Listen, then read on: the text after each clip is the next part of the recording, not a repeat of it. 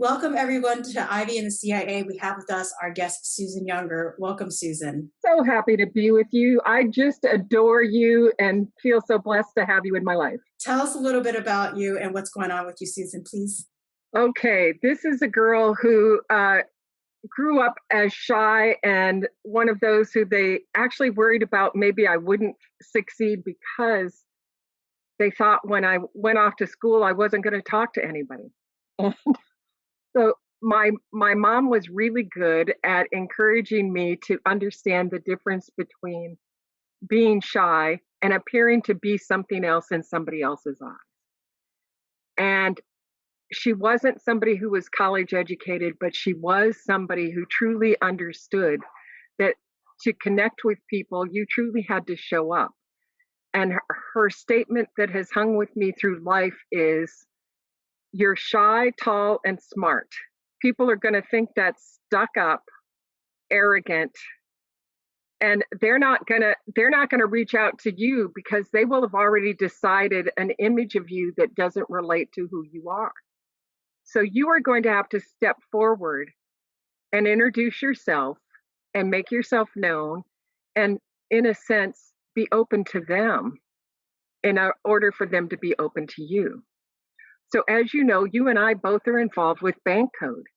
And that is exactly why that resonated so perfectly with me, because it truly was taking what mom gave me as basic, this is how you act in order to engage with others, and what I did intuitively, and what I had experienced in working in retail, building department stores, being a girl that went into architecture when, unlike now, a lot of the architectural schools really are 50-50 men and women. But when I was going, there were 5 gals in a group of 90. Somebody asked me if I was going for an MRS degree, and not being at all along those lines. I was trying to go, MRS, that's a degree I haven't heard of. And then it dawned on me, he thought I was husband hunting in this school of architecture. And I'm like, oh, what? So I was being thrown curves at different points along the way because I was a woman. And this week ran a group conversation with 2 other brilliant women about disruption and whether you are experiencing it from the outside or from the inside, how you have to be prepared to face life in the face of disruption. And after a year like 2020, isn't that what we all recognize is a super skill we need to have for every day? When did you feel like you were your authentic self, where you felt you could really express who you are? Because I'm the most excitable, enthusiastic introvert. So I understand what it's like to be shy. And the videos I do every day is speaks for itself. So you got to realize I was a child growing up in the 60s and 70s. And we had fun in our family. So I didn't think it was odd to be, I can truly remember whether I was high school or just like a freshman in college, being in an outdoor concert at a band shell in this little hometown of mine. And I'm on the sidelines dancing and moving to the music. And somebody comes up and taps me on the shoulder and says, "What you on?" And I'm like looking at him like, "What do you mean?" I said, "What do you mean on? I'm just me." And they're like, "You mean you're doing this sober?" And I'm like, "Yeah." It didn't occur to me that I shouldn't have a good time, that I shouldn't be myself in all moments, that it's important to be yourself at all times. Yes, there were times that being myself made me feel like, holy crap, they didn't like me. Or they thought I was odd, as that person obviously was like thinking I'm somebody doing something else because I was able to express myself. Mom had done such a great job of encouraging me to show up no matter what, that it was okay to be me. I didn't have to be like everybody else, that I don't ever remember not being me. I do remember feeling that being me sometimes didn't fit in a crowd. And there were times you wanted to be part of a crowd that you knew you weren't part of. I never wanted to not be me though. And I feel so blessed to have had a family that supported us to be our own people. I can remember my mom saying to me, because I was, the smart one, that sometimes it was tough for my brother who was 2 years younger. Not that he wasn't smart, but because I was less precocious and ready to just play and do things. I knew what I wanted for a career. He didn't. And there would be times in high school that his teachers would be upset that he wasn't focused with a career path and decision in life that I already had from the time I was in sixth grade. She would allow him to stay home from school some days and go do something that she and he could do for fun to support him and make him feel special without in any way telling him he had to match what my path had been. And at the same time, they did a great job of making sure that I never felt I had to be as gregarious as Fred was. We were both allowed to be ourselves. And to have that as a gift in childhood was years later before I recognized just how precious and rare that was. And I remember turning to somebody and saying, it's not that life was perfect. I mean, I can think of all sorts of horrible things that happened that nobody wants anybody to have to go through. But yet our family had this sense of, we'll figure this out, we'll move forward. And I said to somebody, I feel like I had this Pollyanna experience, this life is good. And my mom had a wicked sense of humor, and my dad was the one who was in insurance and statistics and, well, how much is that going to pay you? So I had that balance of what you and I would call the blueprint of check, check, check. Is this Yes. checklist taken care of? And why would you do that? And my mom looking at stuff that, because I had this creative side, I'd bring home a piece of art that I thought was spectacular. I hadn't created it, but I had bought it with my money. And she'd go, don't you just want to peel that apart? Don't you want to look at that in it? I mean, we could have these really, it wasn't that she was saying, I don't know why you spent money on that, but it was like from her perspective, she didn't understand it. And instead of her saying, well, that's awful, she just said, but I want to take it apart. I want to play with it. And I'm like, no, mom, it's this. And so you know, and and with dad, the rest of the family was musical, and he was like, well, I can play the spoons. And so we just have these understandings that we weren't all alike. We were never going to be that way. Mom could sometimes call me her little Harold because to her I was more like dad than I was like her because of his attention to business and such. That she was a stay-at-home mom. She would rather have been playing with her horses and having the adventures of fun. Your mom was a nurture action. She was Uh, an action nurture, oh, actually. yeah. I Yeah, do live in my actions. So yeah, I, like most people would, nurturing is still what I lead with. My action is just so high up there that I don't yeah. want to miss out on the fun. No, I get that. People have always been shocked because I will very frequently do something totally spontaneous, even when I've got a deadline. And I'd be working with people as a team. We were all working independently in our homes. And this was not this past year, but I'm talking more than a decade ago. And I said, oh, guys, I know this is what you're expecting me to deliver to you for our blah, blah, blah by such and such tomorrow. I'm stepping out and going to this because I want to go see this or I want to hear this speaker or whatever it was I wanted to do that night. And they would go, well, but younger, what about our deadline? I'm like, listen, if I can't take 2 hours away from it and still promise you a deadline by tomorrow, you really don't want me as part of your team anyway. And they go, yeah, you're right. They were at a level of trust because we all understood we had different things going on in our life. What they were thrilled with is when I could call them up the next day and go, here's the project portion that I'm delivering to you on time as we discussed. And oh, by the way, last night at a meeting, I happen to have something architectural in the folder that I was taking notes on. The guy sitting next to me goes, who did those plans? I said, I think I just found us our next client. And they're like, okay, We're glad you went. Oh, I love But it. That those is spontaneous moments of showing up, not because I was looking for a client, but because I was doing something that I was enthused about with people I was enthused to do it with, and venturing into situations where I was excited to connect and learn from others. So you uh, take and put all of those pieces together, and of course, you're going to find the people that you can do business with. I can relate with that. And I just believe that there's no coincidences, that people that come in and out of your life, and what you do and who you connect with all has a purpose. You may not see it at that time, but you'll see it later on as you go back and go, oh, wow, that person stepped into my life so randomly at that time, but not so much when you know what the nature of that relationship or where that led to.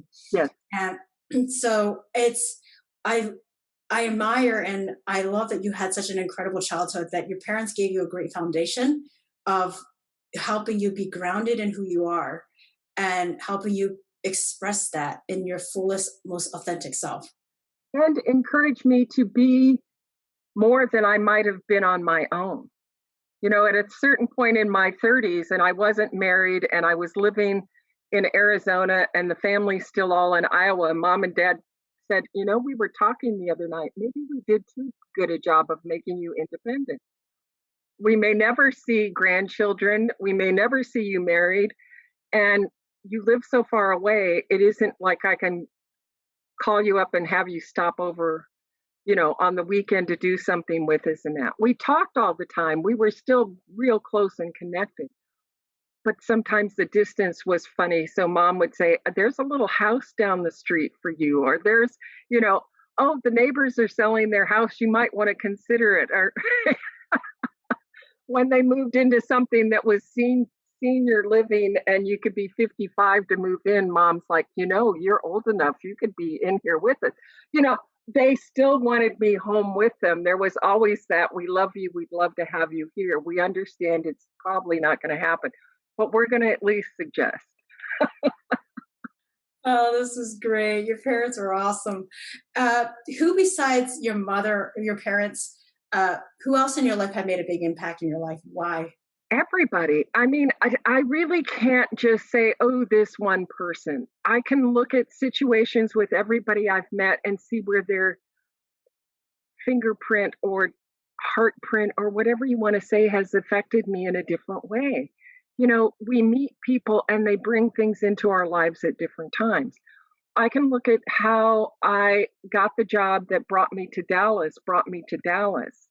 The friend that I got to stay with who was living down here when I interviewed right out of college, that I have lost complete touch with, but he was such an important friend to give me a couch to sleep on while I was looking for a job in Dallas.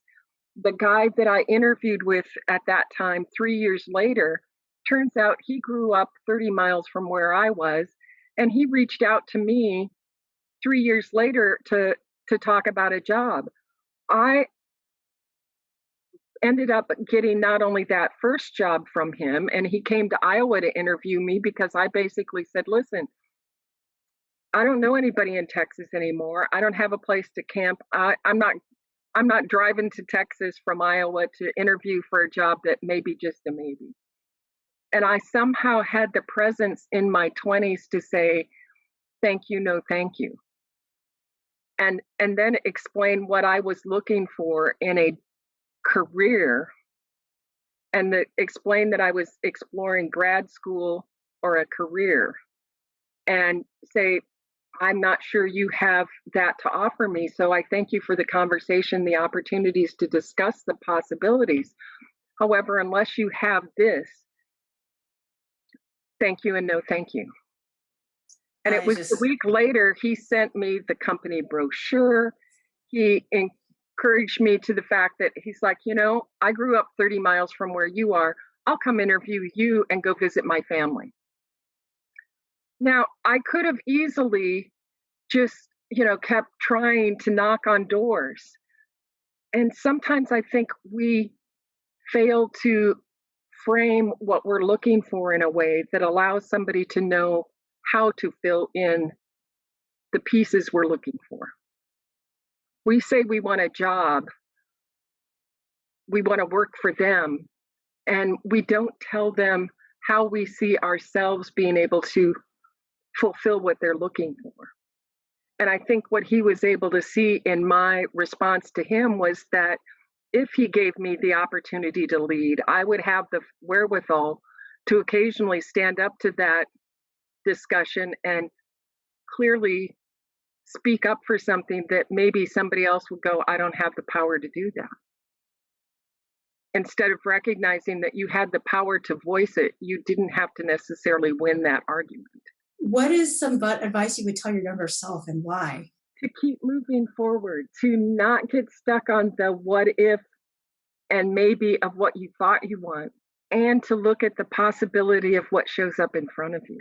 A lot of Yes. times I think we are so focused on, I want it to be this.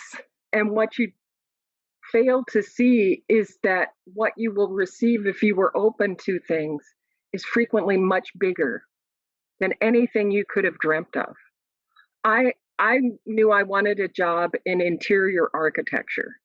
Now, what's that? And when I was getting out of school, there there were decorators doing interior decorating, and they frequently came out of what was a home ec, how to make your house pretty. They weren't as and architects were doing building shells. It was almost like a whole new profession to say you were going to create the interior in a architectural method. And I knew that's where I was more concerned about creating that space that we lived in and worked in. So department stores is not what I was looking for. Department stores was what was presented to me. And when I stepped into it, I loved it. And I loved the fashion and the play in events and all these pieces that came together that I would have never known to go looking for.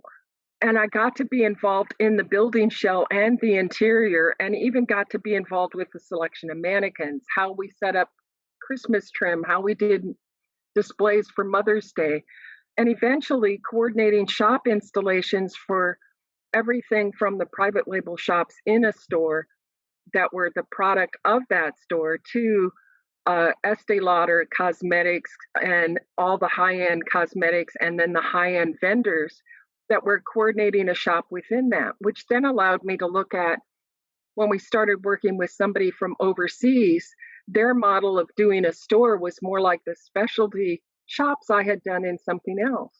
All these experiences wove together to give me different opportunities.